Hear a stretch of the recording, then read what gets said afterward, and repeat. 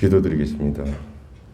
천지 만물을 주관하시고 영원하신 하나님 아버지, 오늘 거룩한 주일을 허락하시고 예배 드릴 수 있게 하신 주님의 은혜를 진심으로 감사드립니다. 하나님을 간절히 사모하는 심령들이 모여 예배하오니 영광과 찬송을 받아 주시옵소서. 주님, 지난 한 주도 저희들 연약하고 부족하여 세상 살면서 여러 가지 죄를 지으며 살았습니다. 주님 용서하여 주시사 늘 주님과 동행하는 삶이 되게 하시고 더욱 섬기는 교회, 믿음이 굳게 서며 은혜가 넘치는 교회가 되게 하옵소서. 하나님 아버지, 이 자리에 참여하지 못하고 온라인 예배로 드리는 손길에도 성령의 축복을 주시옵소서. 저희 교회에 건강이 좋지 못한 성도님들이 있습니다. 주님의 능력의 팔로 아픈 부위를 안수하여 주시고 깨끗게 치료하여 주시옵소서. 하나님 아버지, 울진의 산불로 폐해를 입고 삶의 터전을 잃은 이 재민들을 위로하여 주시고 이 고통에서 벗어나 회복될 수 있도록 사랑으로 베풀어 주시옵소서. 하나님 아버지, 지금 영토 분쟁으로 우크라이나 러시아 간 전쟁으로 심화되고 있는 가운데 많은 국민들이 죽음의 시간을 맞고 있습니다. 주님, 이스라엘군이 영토에서 떠나 가도록 전쟁으로 인해 더 이상 민간인의 무고한 희생이 나오지 않게 하시고 우크라이나 지도자들에게 지혜와 용기를 주시어 어려운 상황을 잘 이겨내고 수습하게 할 수 있게 하옵소서. 우크라이나에 함께 있는 우리 선교사님들을 주님께서 안전하게 지켜주시고 기도의 응답을 들어주시옵소서. 하나님 아버지, 우리나라 새 대통령이 선출되었습니다. 하나님께서 현명하고 올바른 지도자를 뽑아주심을 감사합니다. 임기 동안 국민을 사랑하고 두려워하며 국민들로부터 존경받는 지도자, 하나님을 두려워하는 지도자가 되고 부정부패를 끊고 나라의 온 국민이 하나됨을 위해 헌신하는 지도자가 되게 인도하여 주옵소서. 하나님 아버지, 남북 간의 화합을 위해 헌신과 소통하는 지도자가 돼서 이 땅의 전쟁과 테러와 분쟁으로 인하여 피를 흘리는 일이 없도록 지켜주시고 평화 가운데 남북이 하나 되는 귀한 역사가 이루어 주시기를 주시사 간절히 바라고 원하옵나이다. 이 시간 말씀을 증거하실 목사님께 진리의 영으로 함께 하시고 양육간에 강건케 하시며 말씀을 증거하실 때 저희들이 아멘으로 하답하며 축복의 은사가 넘치게 하옵소서. 이 예배를 돕는 모든 손길이에 함께 하시옵고 기쁨으로 감당케 하옵소서. 예배의 시중을 주님께 의탁하오며 예수 그리스도의 이름으로 기도드립니다. 아멘.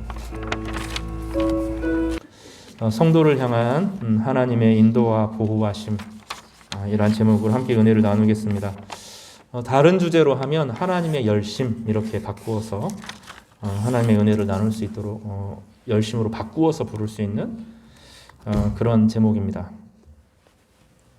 하나님께서 자신을 대변하는 선지자와 그를 돕는 성도들을 어떻게 신실하게 도우셨는지를 살펴보므로 위로와 교훈을 얻기를 바랍니다. 또 하나님을 경외하는 자를 통해서 하나님께서 세상에 구원의 소망을 어떻게 가져오시는지 함께 배울 수 있기를 간절히 바랍니다. 예전에 실제로 있었던 일입니다. 차가 이제 도로를 쭉 주행을 하는데 한 차의 브레이크가 문제가 생긴 겁니다. 그러니 차가 멈추지를 못합니다. 그럴 때 이제 경찰들이 이 일들을 어떻게 처리했냐면 차 한 대가 앞에 끼어듭니다. 끼어들어서 브레이크를 같은 속도로 가다가 천천히 밟죠. 뒷차가 이제 박는데 같이 주행을 하면서 천천히 멈추는 그런 방식으로 멈추는 영상을 본 적이 있습니다. 오늘 이야기는 사실 그런 이야기입니다. 절망으로 미끄럼틀로 떨어져 가는 이스라엘 백성들을 향하여서 온 몸으로 자신의 몸으로 그 위기를 막아낸 한 사람의 이야기, 그리고 그를 하나님께서 얼마나 귀하게 여기셨는지를 살펴보는 그런 메시지라고 하겠습니다. 위기의 시대이죠. 지금은 뭐 전례 없는 위기가 닥쳐오고 있습니다. 특별히 코로나의 그 장기적인 위기가 이어지고 또 기름값이 너무 올랐죠. 예전에 1,300원 뭐 이랬던 기름값이 이제는 2,000원에 육박하는 시대에 살고 있으면 상상할 수 없는 시대입니다. 오미크론이라고 하는 질병이 가볍지가 않고 주변에 퍼지는데 국가가 정책을 입안하는 과정에서 여러 의견을 수렴하고 그 가운데 그냥 풀어버리는 정책을 써서 이제는 주변에 환자들이 너무 많이 나옵니다. 초등학교, 중학교, 고등학교 한 반에 6명, 7명씩 학교에 오지 않는다는 이야기를 들었습니다. 더 우리를 불안하게 하는 것은 두 가지 문제가 있죠. 하나, 우리 정치가 이 어려움에서 우리를 지켜줄 수 있을까? 의구심이 드는 시대이고요. 더불어서 이 전쟁의 위기가 저 남의 얘기로 그칠 것인지에 대한 두려움이 있습니다. 우크라이나 문제는 간단한 문제가 아닙니다. 우크라이나가 이렇게 쉽게 무너지는 상황이 되면 중국이 대만을 가만두지 않을 겁니다. 그 다음에 이제 우리나라 차례가 되는데 갈등이 있는 곳에서 대리 전쟁을 벌이고 있는 거죠. 미얀마도 대리 전쟁 중이고 곳곳에 대리 전쟁이 벌어지는 양상이 주어집니다. 이건 분명히 위기이고 위기 때 위기가 왔네 이렇게 하면 안 되고 성도들은 그 안에서 하나님께서 우리에게 어떤 액션을 요청하는 거예요. 성도들로 하여금 어떤 인생을 살아가야 되는지 물어보고 계시는 것이고 우리로 하여금 구체적으로 어떻게 살 것인지를 보여주기를 원하는데 그 대표적인 사람이 엘리야의 문제입니다. 여러분, 우리 지난주에 그 엘리야의 시대를 살펴보았습니다. 오므리의 왕조가 시므리의 반란을 진압하고 정치적인 안정을 가져왔습니다. 그 아들 아합은 정치적인 안정을 넘어서 외교를 안정시켰습니다.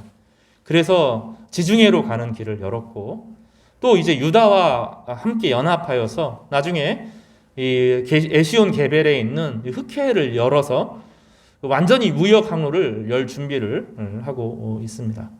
나라는 경제적으로 부강했고 사람들은 욕심대로 해도 되는 종교에 탐닉하게 되었습니다.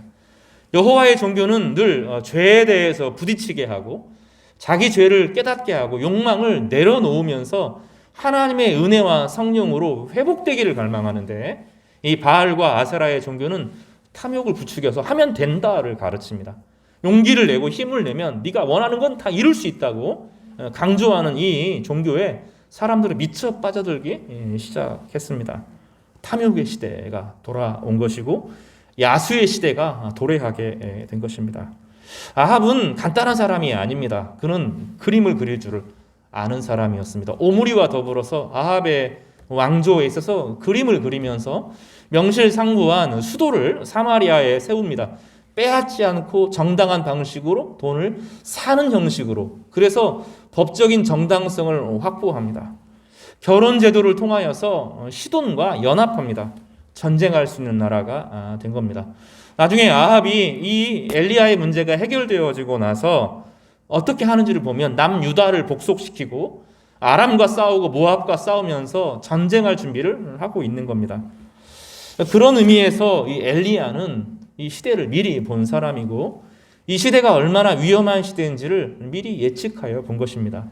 전쟁하는 나라, 전쟁이 가능한 나라, 강해서 그 누구도 덤빌 수 없는 그 강력한 나라가 되게 하는, 그리고 정치적으로 아주 탁월하여서 다른 사람의 이야기를 들을 수 있는 이 아합 왕은 정말로 영적으로는 타락한 왕이었고 무서운 왕이었던 것입니다.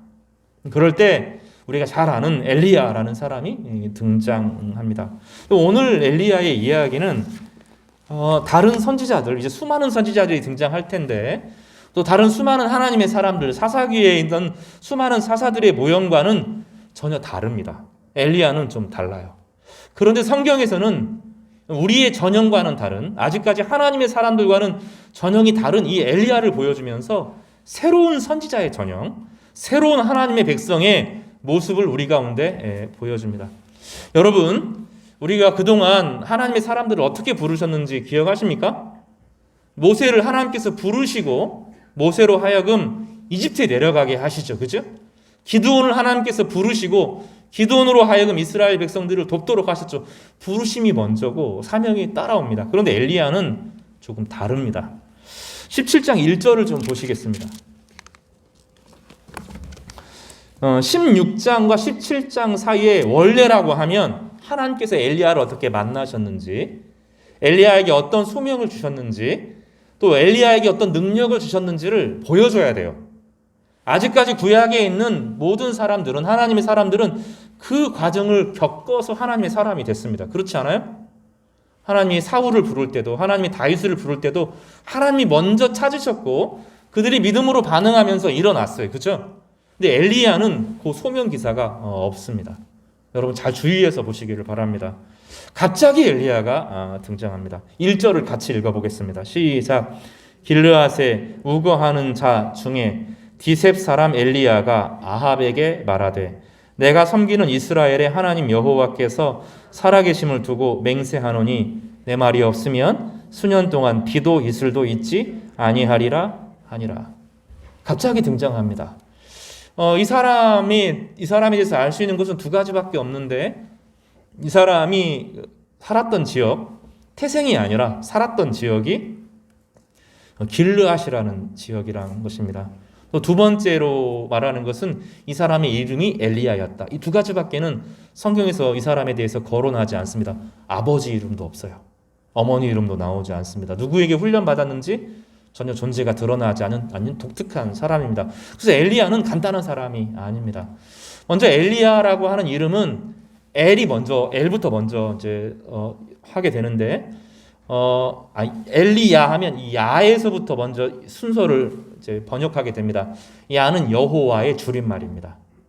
그리고 리가 있는데 마이 그런 뜻입니다. 나의 그런 뜻입니다. 엘은 하나님이란 뜻입니다. 그러니까 무슨 뜻이냐면 여호와는 나의 하나님이다 그런 뜻입니다. 그 당시 사람들은 누구를 하나님으로 지금 섬기게 되었습니까? 바알을 하나님으로 섬겼습니다. 윤리가 없고 도덕이 없고 공의가 없고 정의가 없고 배려가 없는 자신의 꿈을 이루는 탐욕의 바알을 자신의 하나님이라고 생각하겠습니다. 그래서 사람들은 알리엘 이렇게 불렀습니다. 자기를 알리엘이라고 할 때, 이 알이 바알이란 뜻이거든요. 알리엘이라고 사람들이 자기를 주장할 때 엘리야는 그렇지 않고 엘리야, 여호와께서 나의 하나님이다 이렇게 말하는 독특한 사람입니다. 이 사람의 이름이 정말로 엘리야인지 다른 이름이 있는지, 부모가 자기 자녀의 이름을 엘리야로 지었으면 이 부모가 정말로 신실한 사람입니다. 이 바알의 시대에 하나님 여호와 하나님께서 그 모세를 건지신 하나님만이 나의 하나님이라고 고백하는 것은 엄청난 신앙 고백을 담은 개혁적인 사람인 것입니다. 그렇지 않으면 이 사람이 스스로 하나님을 만나고 자신의 이름을 버리고 엘리야를 택했을 가능성도 있습니다. 어쨌든 이 사람은 하나님을 향하여 온전히 살기로 결단하고 헌신한 사람인 것은 분명합니다. 이 사람이 살았던 곳을 잠깐 소개하는데, 이 사람이 길르앗 태생이라고 부르지 않고 길르앗에 살았다 이렇게 설명을 합니다. 길르앗이라고 하는 지역은 이 요단강을 중심으로 해서 원래 하나님이 주신 땅이 요단강 서편입니다. 그런데 이 길르앗은 요단강 동편에 속하고 그 지역은 원래 므낫세 사람들이 살았던 지역입니다. 에브라임과 므낫세 지파가 이제 요셉의 아들과 에브라임 므낫세입니다. 이 므낫세는 요셉의 장남이었는데 그 요셉이 야곱이 축복 기도를 하면서 에브라임을 장남으로 올리고 이 장남인 그 므낫세를 차남으로 강등시킨 사람입니다. 그러니 서러웠어요. 그리고 이 므낫세 지파 중에서 갈라져 나온 지파가 이 길르앗 지파입니다. 그러니까 이 길르앗 지파는 멸시와 모멸을 많이 당한 지파입니다. 늘 무시당했던 지파고, 또 요단 동편에 속해 있어서 늘 이방 민족들과 함께 살았던 사람들이고, 그리고 이방 민족에 의해서 나중에는 정복되어서 없어지고 맙니다. 그리고 므낫세 지파는 나중에 요단강을 건너서 서편으로 이주하게 되었고, 그 지역은 모압과 암몬 사람들이 차지한 지역입니다. 그러니 엘리야는 그 밑에 유다 출신에서 훈련을 잘 받은 사람이거나 그 유다에 있는 선지적인 훈련을 받은 그런 사람이 아닙니다. 다윗을 중심으로 하는 그런 사람들이 아니고 그 여러 가지 그 찬양의 문화가 막 있었던 그런 사람들도 아닙니다. 이 야인 출신이고 이방인 지역에서 독특한 경험을 하고 하나님을 경외하면서 오직 하나님만이, 여호와 하나님만이 나의 하나님으로 진실로 고백하게 된 독특한 경험을 가진 사람입니다. 그는 모압과 암몬이 어떻게 우상을 섬기는지, 그 우상의 문화로 말미암아서 이스라엘 백성들이 어떻게 무너진지를 똑똑히 경험한 사람, 실천적인 경험적인 사람이었습니다. 그리고 그는 오늘 본문을 그래서 유심히 봐야 되는데, 그는 하나님께서 명령하셔서 움직이는 그런 일반적인 행동을 택하지 않고 먼저 아합에게 도전합니다. 소명기사가 없다는 것을 주목해 보시기 바랍니다. 그런데 그는 자신의 믿음의 고백을 따라서, 양심의 고백을 따라서 아합과 대결합니다. 그 역사적으로 이스라엘을 이제 새롭게 명실상부하게 올려놓은 왕권을 아주 가다듬은 이 탁월한 지도자 앞에서 그는 이제 그 아합이 꿈이 있었겠죠. 이제 유다와 복속하고 시리아랑 싸우고 이 나라가 부강해질 수 있는 비전을 가진 이 무엇이든지 할 수 있을 것 같은 아합의 그 눈을 딱 가로막고, 그 앞을 가로막고 말합니다. 그의 말을 들어보십시오. 내가 섬기는 이스라엘의 하나님 여호와께서 살아계심을 두고 맹세하노니 내 말이 없으면 수년 동안 비도 이슬도 있지 아니하리라 하니라. 그리고 나서 여호와의 말씀이 임합니다. 원래 여호와의 말씀이 임하고 엘리야가 움직여야 되는데 오늘 본문은 그렇지 않고 엘리야가 먼저 행동하고 그리고 나서 하나님께서 그 엘리야의 행동을 책임지시는 장면으로 변형되어 있습니다. 그러니까 본문은 아주 독특한 기사입니다. 그가 말하는 것은 두 가지입니다. 하나는 뭐냐면 내가 여호와 앞에 서 있다. 그리고 그 여호와는 살아계시다. 이 두 가지입니다. 여기 여호와, 내가 섬기는 이스라엘의 하나님 이렇게 돼 있잖아요. 원어에 보면 그렇게 돼 있지 않고요. 본문이 좀 우리 본문에서 애매모호하게 번역이 되어 있어서 좀 어려워요. 이 본문은 정확히 어떻게 되냐면 나는 하나님 앞에 서 있다. 나는 지금 하나님 앞에 서 있다. 지금 여기 누가 있어요? 사실은 아합이 서 있죠. 근데 지금 아합 앞에 서 있는 것이 아니라 나는 하나님 앞에 있다. 그리고 하나님이 살아계시다. 이걸 이야기합니다.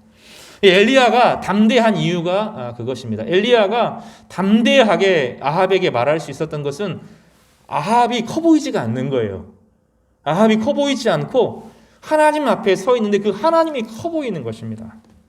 그리스도인의 삶의 비결과 능력이 여기에 있습니다. 여러분, 문제가 커 보이면 이길 수가 없어요. 무슨 얘기 제 경험을 좀 이야기하겠습니다. 저는 농구를 너무너무 좋아했어요.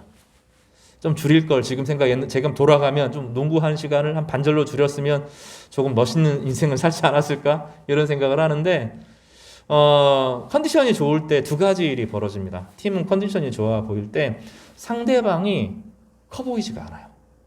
그리고 골대가 엄청 커 보입니다. 던지면 다 들어갈 것 같아요. 자신감이 있는 거죠. 그런데 컨디션이 안 좋을 때는 상대방이 너무 커 보여요. 그리고 우리는 너무 힘이 없어 보입니다. 골대가 작아져 보입니다. 어떤 일을 하는 데 있어서 내 문제가 너무 커 보이면, 병이 있을 때 이 병이 너무 커 보이면, 경제적인 문제가 너무 커 보이면, 인간관계가 너무 커 보이고 그 문제만 온전히 몰입되어 있으면 그 문제가 해결이 안 됩니다.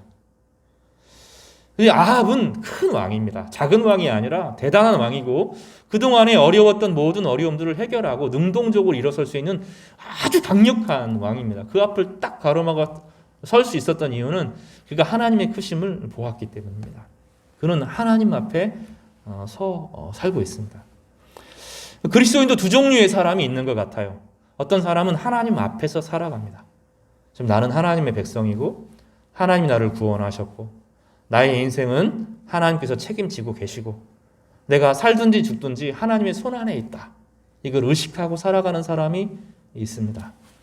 그 하나님 안에 머물면서 하나님 안에 그 온전히 거하면서 하나님의 위로와 그 소망을 경험하면서 인생을 살아가는 사람이 있습니다. 어떤 사람은 그렇지 않은 사람이 있어요. 하나님은 어쩌다 한번 만나는 분입니다. 내가 어려울 때, 내가 죄 지었을 때, 내가 위기에 빠졌을 때 잠깐 생각하는 사람들이 있습니다. 세상이 너무 커 보여요. 그 사람도 세상에서 하나님께서 긍휼과 은총을 베풀어 주시기 때문에 많은 일들을 해내갑니다. 하나님의 긍휼의 문제입니다. 그러나 결정적인 때 문제가 돼요. 정말 하나님께서 주시고자 하는 것들을 절대로 누릴 수가 없고 하나님 주시는 그 풍성함 안에 온전히 거하지 못합니다. 그 문제에 사로잡히게 됩니다. 하나님께서 주의를 주신 목적은 내려놓으라는 거예요. 지금 내 문제가 너무 커서 그 문제에 사로잡혀 있죠. 가족 중에 아픈 분이 있으면 거기에 온전히 마음이 빼앗깁니다. 지금 내일 모레 돈 갚아야 될 문제가 있으면 거기에 온전히 마음을 빼앗기게 됩니다. 지금 해결해야 될 문제가 너무 많으면 그 문제에 완전히 눌리게 됩니다. 그리고 막 이것저것 해보려고 해요. 근데 주일은 그러면 안 됩니다. 하나님께서 우리에게 주의를 주신 목적은 딱 내려놓으라는 거예요. 온 우주는 하나님께서 다스리고 계시고 인간은 결국은 어떻게 돼요? 흙으로 돌아간다는 거예요. 예배 드릴 때는 아무것도 아니면 흙이다 하고 앉아 있는 거예요. 내가 여기 있다가 나가면서 다른 인생이 올 수 있어요. 우리가 나가는데 주님이 오실 수 있어요. 여러분, 주님이 오실 수 있어요. 주님이 언제 오실지 몰라요. 주님이 이제 그만하자 그럴 수 있어요. 지구는 위험하다 하고 말하는 겁니다. 제가 지난번에 한번 설명을 드렸는데 이번 봄에 대단히 위험한 지경이 사실 우리나라 여러 번 있었는데 지금 어떻게 될지 몰라요. 이번 봄에만 제주도에서만 3억 마리의 벌이 죽었어요. 여러 이유들을 사람들이 찾고 이제 2가지 정도 이유를 찾는 것 같아요. 뭐 3가지, 구체적으로는 3가지인데 하나는 응애라는 게 있어요. 벌집에 응애를 죽이려고 애벌레를 먹는 건데 응애를 잡는 소독약이 뭔가 문제가 있어서 응애가 죽은 게 아니라 어린 벌들이 다 죽었다. 이게 첫 번째 가설이고요. 두 번째는 기온이 높아져 가지고 별들이 나갔다가 못 돌아왔다는 거예요. 갑자기 또 추워져서 죽었다. 세 번째로는 과수에게 뿌리는 농약이 문제가 되는데 그 과수에 뿌린 어떤 농약 때문에 그걸 경험하게 되면 애들이 방향 감각을 잃고 없어졌다는 거예요. 문제는 제주도에서 벌의 사체를 찾을 수 없을 만큼 벌이 3억 마리가 없어졌다는 겁니다. 그게 아니죠. 지금 그걸로 그치지 않고 이 남도 지역에 있는 벌통들 다 없어요. 지금 벌하는 사람들은 망했다는 거예요. 지금 이런 역사가 한 번도 양봉한 적이 없었다는 이 벌은 작은 문제가 아닙니다. 환경의 문제는 작은 문제가 아니에요. 대단히 중요한 문제가 좀 벌어지고 있는데 우후죽순 막 벌어집니다. 한강에서는 실벌레, 끈벌레 같은 것이 갑자기 어느 순간부터 등장하는데 그거 만지면 닿으면 물고기들이 죽는다는 거예요. 전 세계가 지금 그런 지경입니다. 전 세계가 지금 자연이 망가지는 것은 스스로 회복될 수 없을 만큼 망가졌다는 거예요.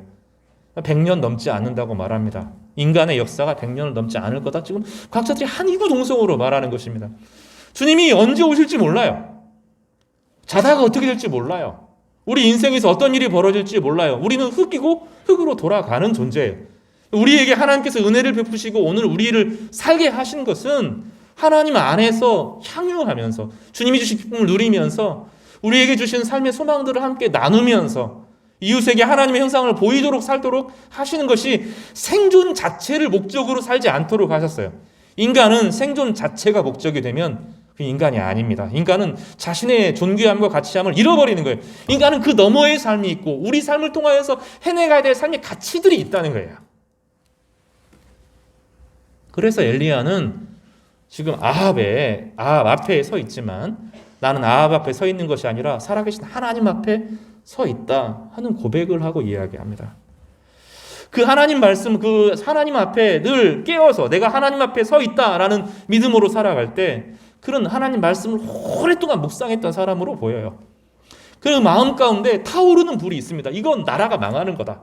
지금 막 그 엘리야 아합이 왕이 서가지고 막 이스라엘이 잘 되고 있다고 사람들이 막 아합을 향하여서 열광하고 막 하나가 되고 힘을 모으고 우리 북이스라엘도 이제는 다윗의 영광을 넘어서서 시리아의 영광을 넘어서서 이집트의 영광을 넘어서 우리도 할 수 있다 이렇게 말할 때 이 엘리야는 아니라는 거예요. 영적인 미끄럼틀에 들어선 것이고 이것은 외적인 성공이 아니라 망하는 길이라는 거예요.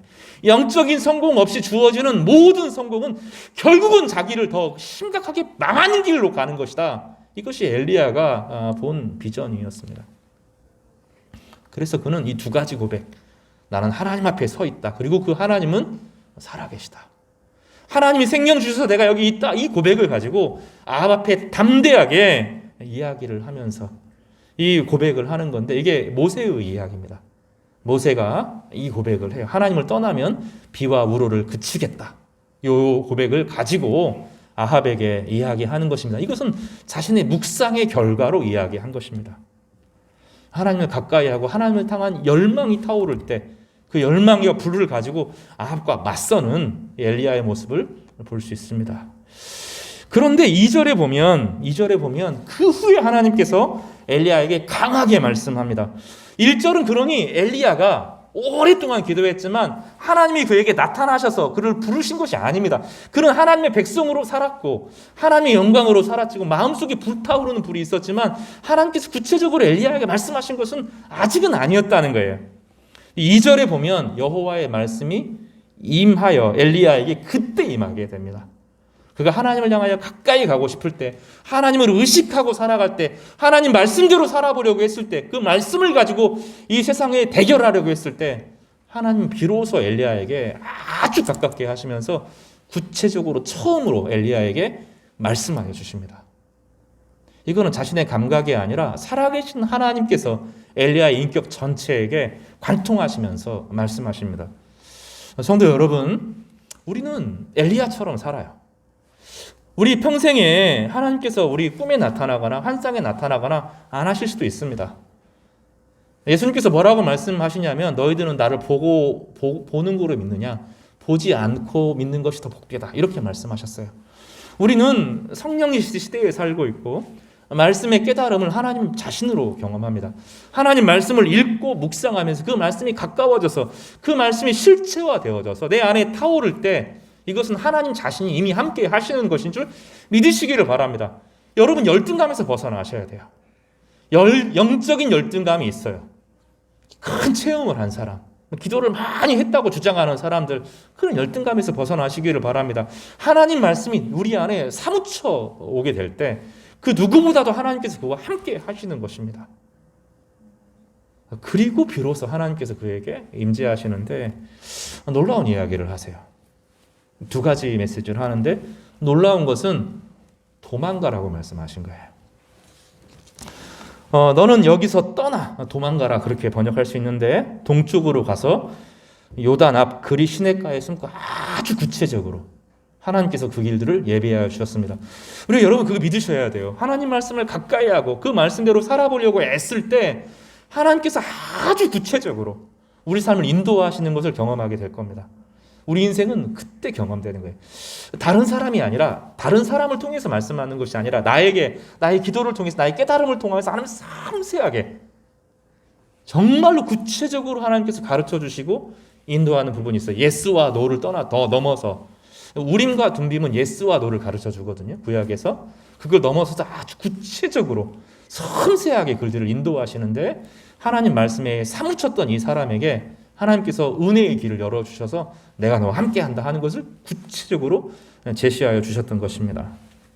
두 번째로는 어떻게 인도합니까? 그 물이 마르고 나서 이제 사르밧 과부에게 가라. 두 가지 말씀을 하시는 거죠. 우리가 지금 첫 번째로 살펴보는 주제가 무엇입니까? 하나님 말씀 여전히 중요하다는 거예요. 하나님 말씀을 가볍게 여기면 안 됩니다. 일상의 큐티, 하나님 말씀을 읽는 것, 그 말씀대로 살아보려고 하는 작은 행동들 절대로 가볍게 하셔는 안 됩니다.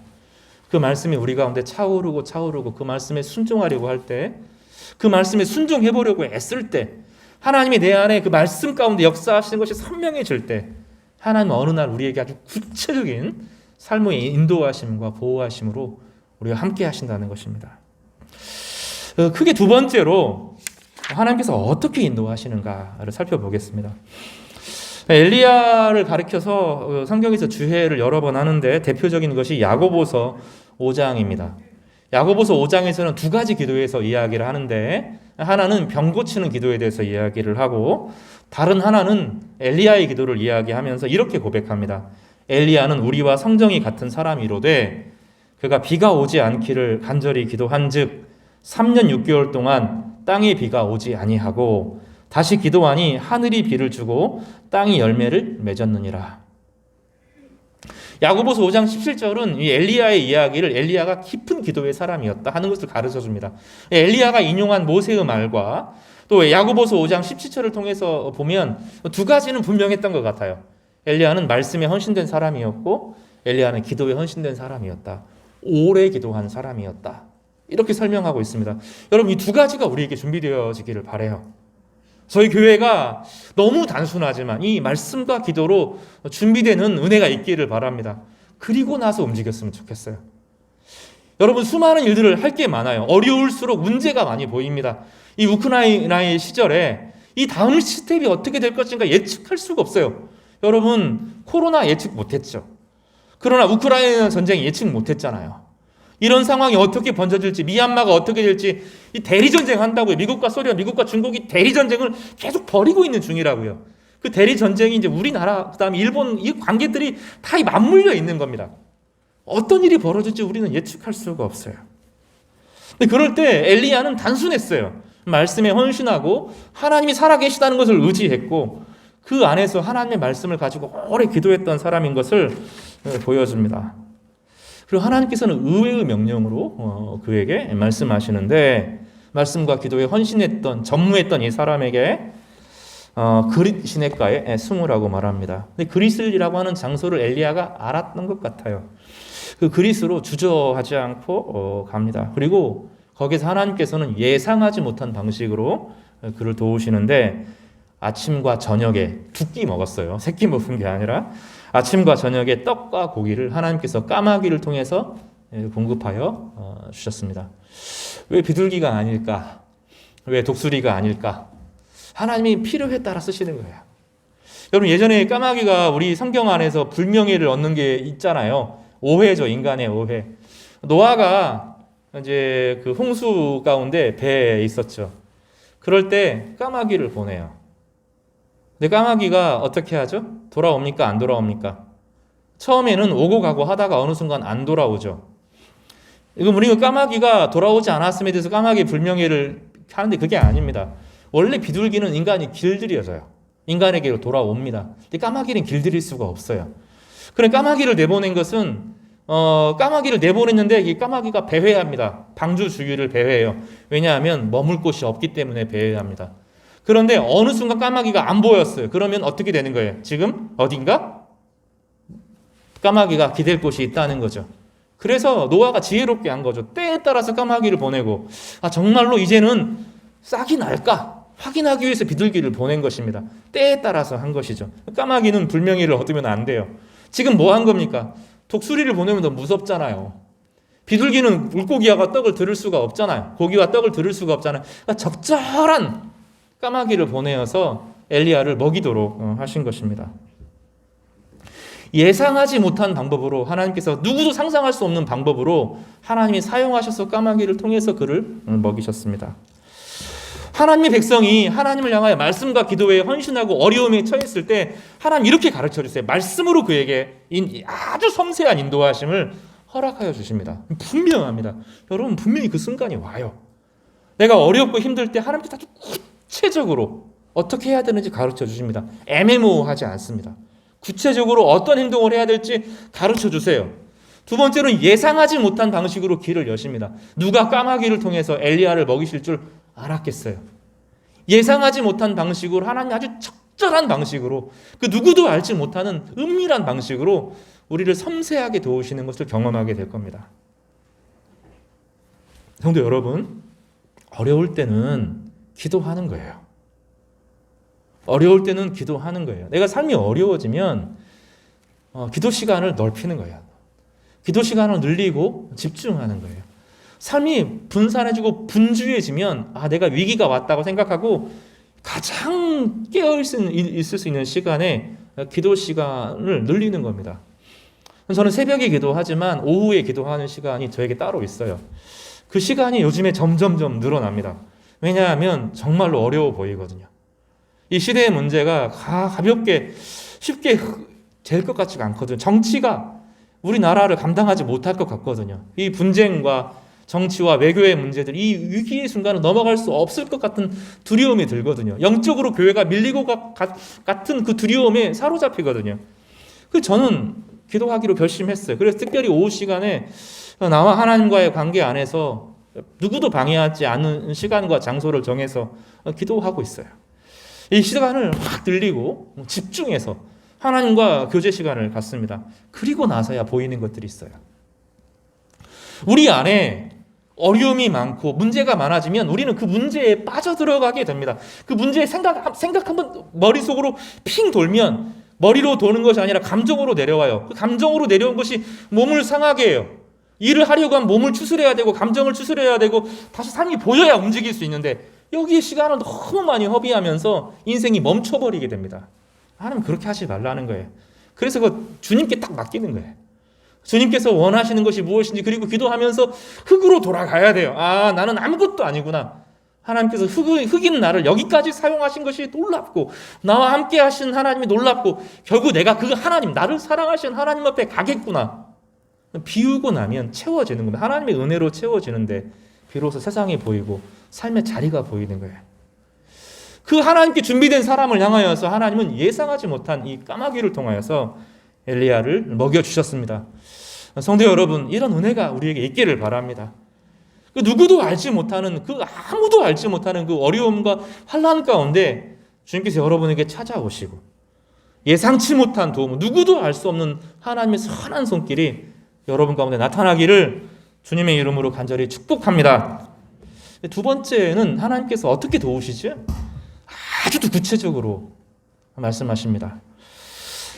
여러분 저 그림을 보세요. 지난주에 보통은 제가 매주 주보 그림을 바꾸는데 좀 볼 필요가 있어서 다시 한번 그림을 넣었습니다. 저는 이 그림이 그렇게 마음에 들어요. 주보 그림에 보면 여기 보면 보통 그 엘리야를 그릴 때 그림은 엘리야와 까마귀를 되게 크게 그려요. 근데 오늘 본문에 보면 까마귀가 보입니까? 앙상한 나무에 원래 성경대로 하면 까마귀가 한 마리가 아니라 여러 까마귀 떼가 있어야 되는데 그렇지 않고 까마귀를 한 마리만 그렸어요. 그건 좀 잘못된 고증 같아요. 근데 까마귀 한 마리가 그려져 있습니다. 엘리야가 어디 있습니까? 보입니까? 크게 그려졌어요? 작게 그려졌어요? 작게 그려졌어요. 아주 작게 그려졌어요. 전 이 그림이 맞다고 생각해요. 우리가 이렇게 생각할 수 있잖아요. 모세 시대 때 모세가 반석을 치면 샘물이 솟아 나왔잖아요. 물이 마르지 않았거든요. 근데 하나님께서 엘리야의 문제에 있어서 마르지 않는 샘 제공하는 게 어려웠을까요? 아니잖아요. 근데 하나님은 엘리야가 시냇물이 마를 때 그 냇물이 마를 때 그 샘물을 터뜨리시는 방식으로 하지 않고 다른 곳으로 옮기시지 않아요? 우리가 착각하는 것이 있어요. 하나님의 백성들은 이기적으로 굴면서 세상이 다 아파도 나는 괜찮을 거다. 세상에 다 전쟁이 있어도 나는 괜찮을 거다. 안 그렇잖아요. 하나님 그렇게 안 하세요. 그렇게 원하시지도 않습니다. 하나님 이기적이 그리스도인들이 자기 이기성과 자기 두려움 속으로 들어가기를 원치 않으세요. 지금 고난은 엘리야만 있는 겁니까? 지금 이 엘리야가 말한 말에 의해서 세상이 어떻게 고통받고 있어요? 고통받고 있죠. 온 세상이 고통받고 있죠. 그 고통에서 엘리야가 예외가 되면 안 되는 거예요. 이 그림은 그래서 잘 그려진 거예요. 엘리야만 고통받는 것이 아니라 세상 전체가 고통받는데 엘리야도 물이 떨어지는 경험을 해야 되는 거죠. 자기도 고통을 경험해야 되는 거죠. 감수하는 거죠. 이웃의 고통을 체휼하면서 살아가는 거죠. 그리스도인들도 아파요. 그리스도 병에 걸리고 그리스도인들 사업의 어려움을 경험해요. 그러면서 경험하죠. 이 세상 전체가 함께 아파하고 있구나. 우리로 하여금 이기성을 벗어나서 온 세상을 짊어지는 신앙으로 나아가기를 원하는 거예요. 여전히 나의 두려움밖에 없어요. 왜 내가 아플까? 왜 내가 어려울까? 그게 아니라는 거예요. 엘리야는 물이 마르는 경험을 통해서 절박한 심정으로 물이 없어 마른 곳에서 하나님을 부르고 찾는, 그러면서도 기도하는 이런 자세가 필요한 것이죠. 그래서 엘리야는 이 고난에 동참했어야 합니다. 여러분, 고난에 동참하셔야 돼요. 홀로 자기만의 안전을 위하면 안 됩니다. 그리스도인은 그런 삶이 아니에요. 예수 그리스도가 우리를 위해서 그 무한한 은혜를 베풀어 주셨으면, 삶과 죽음의 문제를 해결하여 주셨으면, 그런 사람들로 하여금 누군가를 바라보고 누군가를 위해서 기도하고 누군가를 위해 섬길 수 있는 기회가 있으면 찾아내고 함께 동참하는 것이야말로 성도들의 삶인 것입니다. 하나님께서는 엘리야를 어디로 보내십니까? 본문을 함께 읽겠습니다. 8절 말씀을 9절 말씀을 같이 읽겠습니다. 17장 9절입니다. 시작. 너는 일어나 시돈에 속한 사르밧으로 가서 거기 머물라. 내가 그곳 과부에게 명령하여 내게 음식을 주게 하였느니라. 여기에서 사르밧이라고 말씀하시지 않았어요. 하나님께서 앞에 뭘 답니까? 시돈이라고 하는 이름을 따로 답니다. 시돈과 사르밧은 약간 거리가 있어요. 근데 시돈에 속한 사르밧이라고 하는 것을 구체적으로 이야기하십니다. 하나님께서 구체적으로 인도하시는 것을 보여주죠.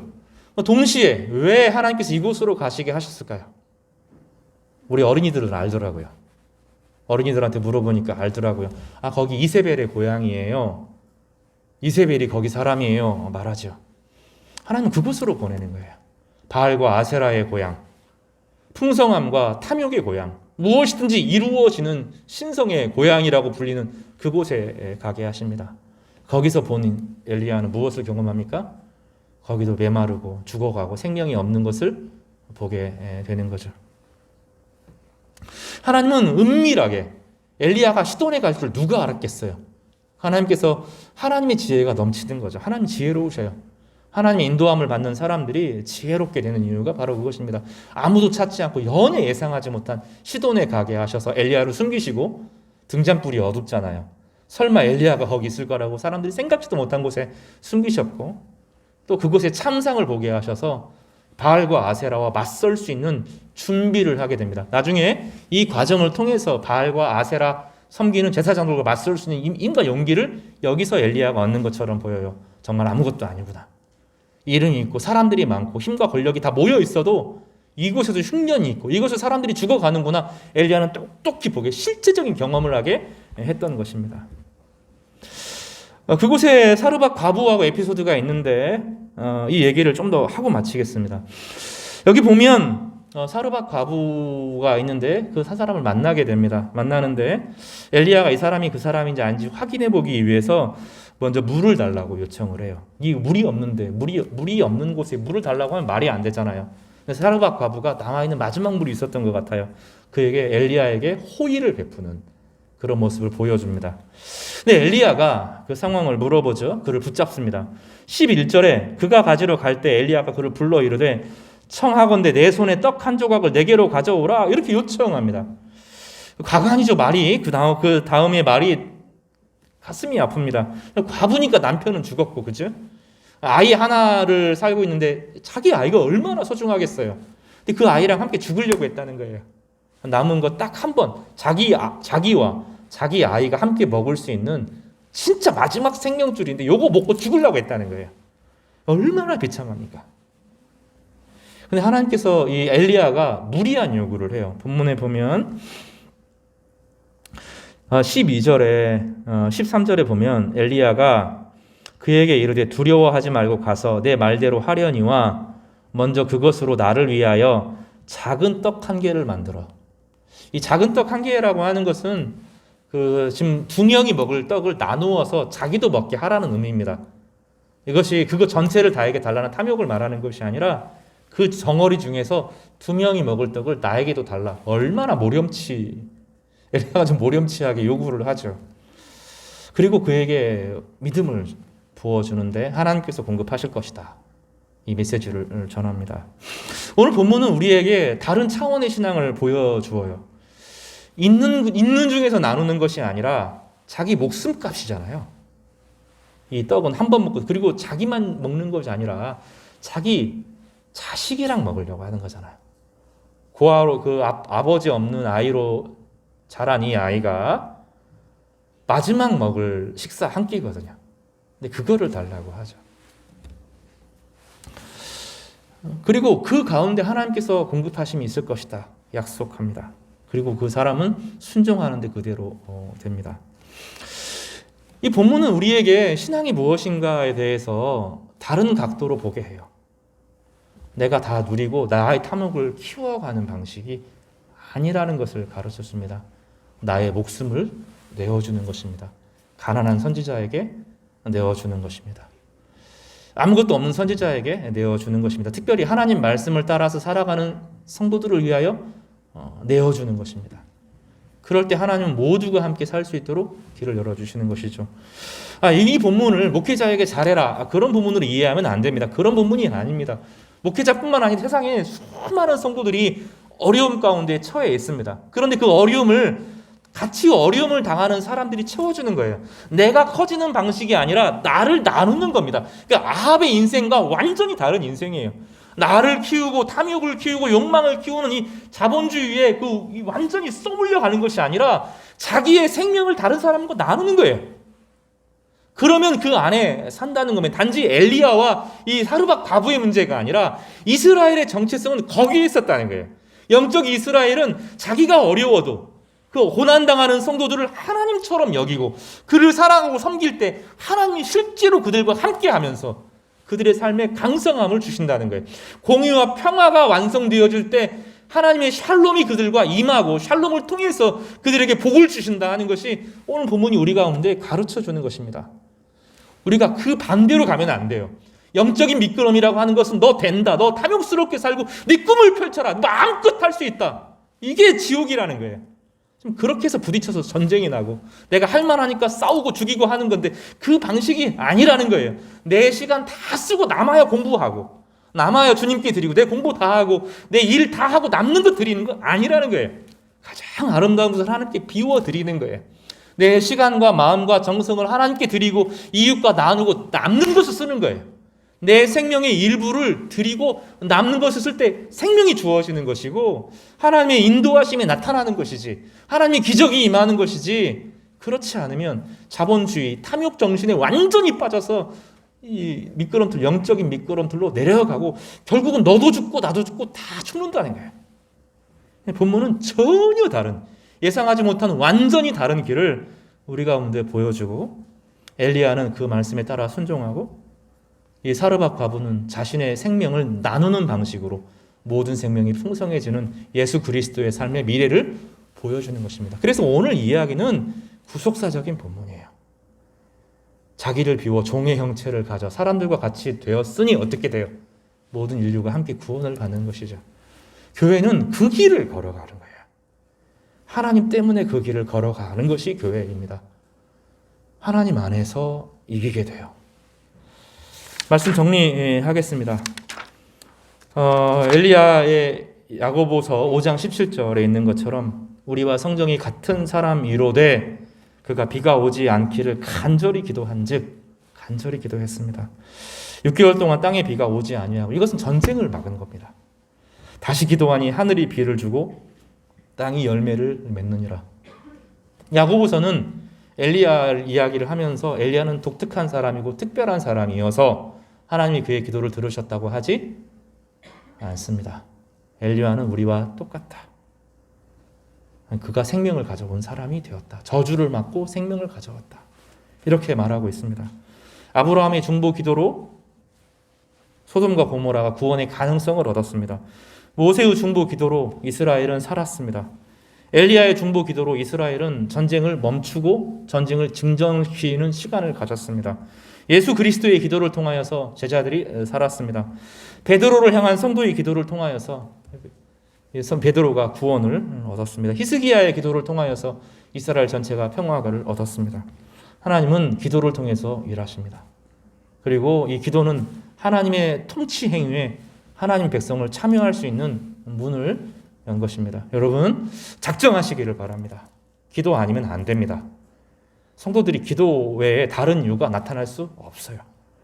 하나님 백성이 기도하지 않으면 세상은 여전히 악하게 될 겁니다. 그러나 하나님께서 기도를 원하시는 이 기도의 음성에 귀를 기울이시고 기도하기 시작하면 세상의 물꼬가 다른 방향으로 흘러갑니다.